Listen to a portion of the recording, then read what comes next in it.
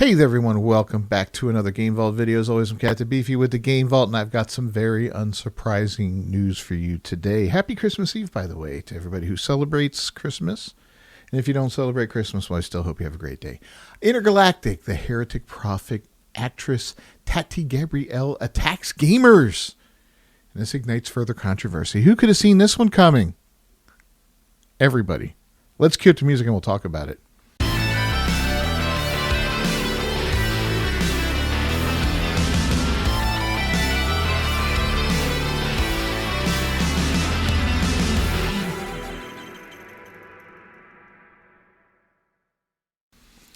All right, well, we all know here the gaming community has erupted in response to a recent social media attack by Tati Gabrielle, the lead actress of Naughty Dog's latest title, Intergalactic, the Heretic Prophet.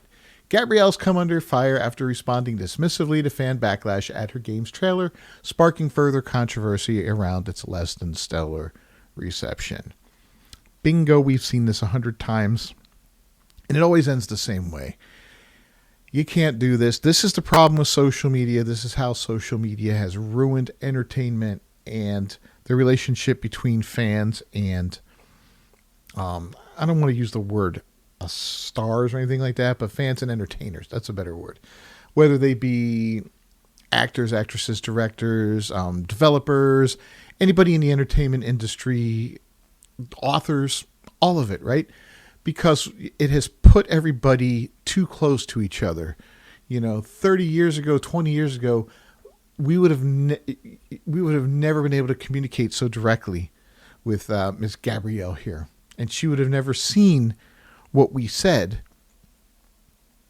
and got our response, so directly, and then we wouldn't have been able to see her response. So there wouldn't have been all this bad blood between her and the fans and all that, and things would have gone off with much less of a hitch and all that. We've seen the same thing going on with Snow White and that idiot, I can't remember her name right now, but that idiot that's playing the lead there, Rachel, what is her name? I can't even remember her name right now, with that piece of crap.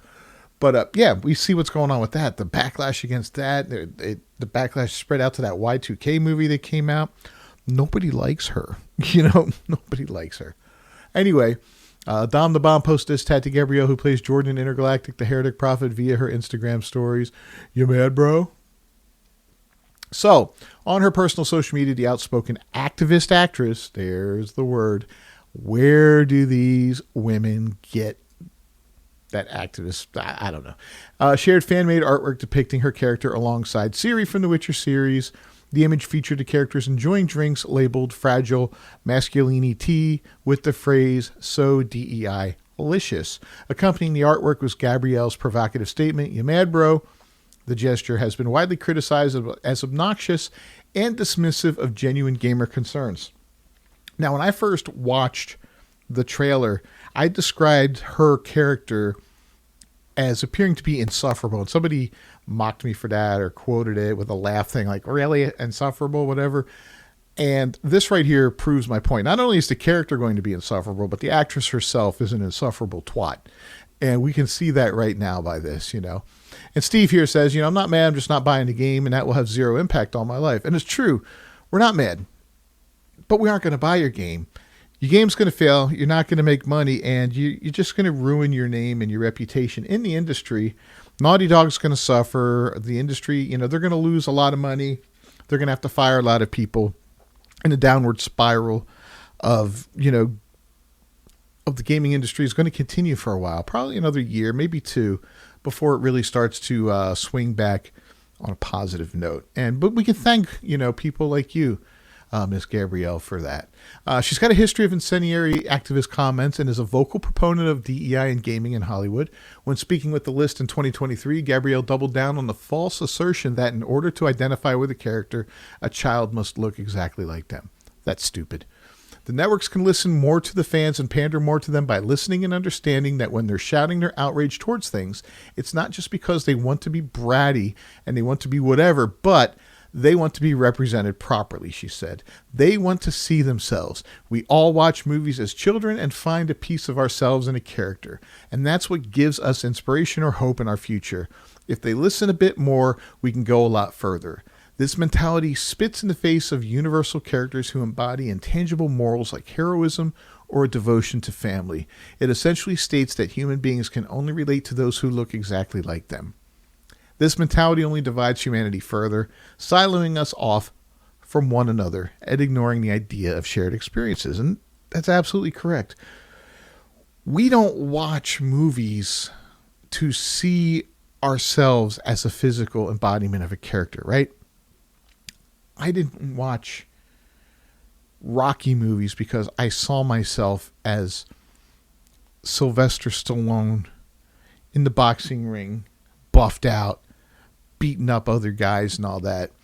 I watched them because it felt good to watch a guy that was the underdog go into the ring and fight and do what he loved and go up against the odds. And even though he lost, he still gave it his all. Spoiler alert for the first movie. But he went in and he gave it his all and all that. That's what made that movie so great. I didn't see myself physically in Rocky or anything like that. I saw the inspiration of a character that says, you can do it, you can try. And even if you try and even if you fail, you can still succeed in a way. You can still be victorious. You can go the distance, just like the song says. And, that's what it's all about there.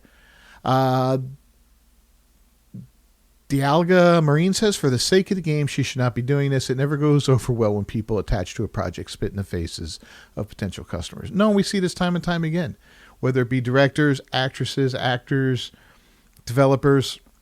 Once they start doing that, it kind of spirals out of control because then the backlash from the fans gets louder. And then the actress or whoever feels like they need to be louder back, and just the match, it turns into a pissing contest.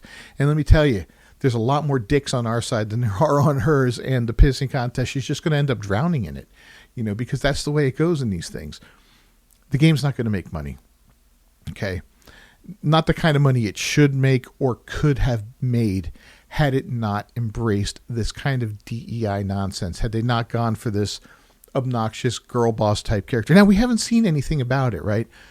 But that trailer gives us enough clues, and we've seen, pattern recognition shows us we've got a bald, non-binary lesbian character. More than likely, I could be wrong, more than likely. I'm making a lot of assumptions here, but these assumptions are going off of a lot of data that has been collected over the last 10 years from video game developers and things that Neil Druckmann likes. So we're making assumptions here, but I guarantee you I'm probably right. And she's going to be, she's going to be a pain in the ass. She's going to be obnoxious. She's going to not take things seriously. She's going to be demeaning towards men. That's going to be her character. That's what she's going to be all about. And we don't want that kind of character. Gamers don't want that. We don't want to be seen, we don't want that. You talk about being seen in games, fine. If that's what you want, then market that game to non-binary lesbians or whoever your target audience is, because your normal gamer doesn't want that kind of thing. Now, I will see people in the comments, push back against this, and, you call me the incel, whatever you want to call me. I really don't give a shit, about your insults there. Come at me with a valid discussion instead. Tell me why I'm probably wrong. Tell me how this character is probably going to be a little more nuanced or something along those lines, especially when the actress is coming off this way. Because when the I guarantee you're wrong. I guarantee you I'm right. Absolutely guarantee you. And we'll just wait and see. We can come back and revisit this in a year or two when it comes out. But the backlash against her post stems from a broader dissatisfaction within the gaming community regarding the game's direction and marketing.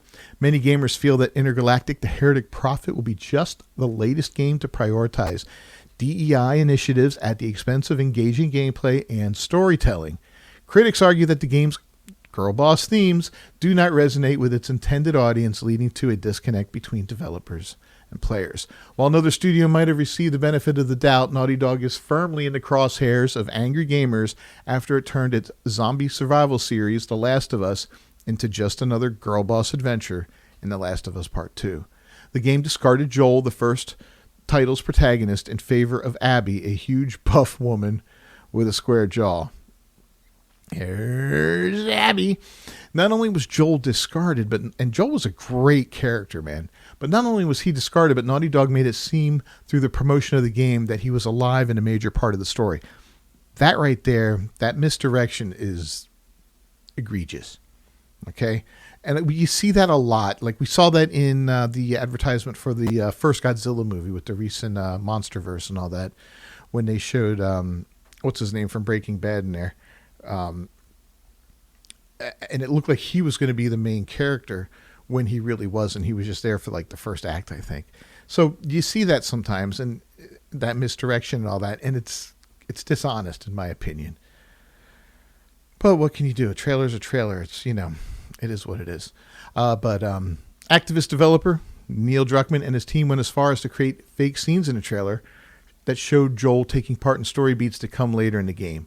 Now, it's one thing to only show parts from the beginning of the movie or the game, which a lot of trailers will focus heavily in the beginning of a movie or a game or something like that because they don't want to spoil the later thing. But to show somebody taking part in later parts of the game, that's willful misdirection. That's lying. That's false advertising. When gamers voiced their dissatisfaction at the way such an iconic character was treated, Druckmann responded with hostility and he was condescending about it. That's ridiculous. Gamer sentiments were reflected in Intergalactic's trailer reception, which has garnered an overwhelming 246,000 dislikes compared to the 96,000 likes as of this recording. That's a 2-to-1 ratio right there. Such a disparity gives voice to the significant portion of the community that feels alienated by the current approach of Naughty Dog and other AAA game studios. In response to the intense negative feedback they knew was coming, Naughty Dog made the decision to preemptively disable the comment section on its promotional materials ahead of release. When they do that, they know what they're doing. The situation with Intergalactic Heretic Prophet isn't isolated. Similar frustrations have been voiced regarding CD Projekt Red's decision to replace beloved character Geralt with his surrogate daughter Ciri in the upcoming Witcher 4. Fans of the series have expressed that such changes disrupt the established lore and character dynamics that have been central to the franchise's success. However, developer CDPR and the gaming media simply labeled them sexist and ignored their complaints. That's a whole different story, and I've been digging into that a lot more. We're going to end up talking about that in an upcoming video, probably after the holidays a little bit, but we're getting into that later on. Anyway, at the heart of all this controversy is the belief that gamers have a legitimate right to voice their opinions and the products marketed to them. As consumers, they're allowed to voice displeasure and vote with their wallets regarding upcoming products without getting mocked online by sensitive so-called creators and performers. When developers and actors respond dismissively, as Gabrielle did with her "you mad bro" comment, it exacerbates tensions and fosters a hostile environment. Constructive feedback is essential for the evolution of games, but it must be met with respect and openness from creators. After all, developers serve the wants and needs of the market, not themselves. I'm talking to you, Veilguard. Taddy Gabrielle's recent actions have intensified the ongoing debate about the balance between DEI initiatives and audience engagement in the gaming industry. And as the backlash against Intergalactic, the Heretic Prophet, continues, it serves as a critical reminder that developers must listen to and respect their community to create successful and well-received games. What do you guys think about this, man? I mean, this was expected. This is like one of the most unshocking stories I've heard this year. They can't keep their mouths shut, especially, these liberal activist women. They can't shut their mouths. They got to speak up. They got to get the list. If you ever get in an argument with one of them online or anything like that, say your piece and walk away. Let them get the last word, because they'll just henpeck you to death, and just say your piece and walk away. She said her piece. We walk away now. And you know what? We don't buy our game, and Naughty Dog suffers. Don't forget to leave a like on the video down below. Subscribe to the channel if you haven't done so already, and ring that bell for notifications. And you all have a very, very Merry Christmas. I will see you next time. As always, I'm Cat the Beefy with the Game Vault. Until then, peace.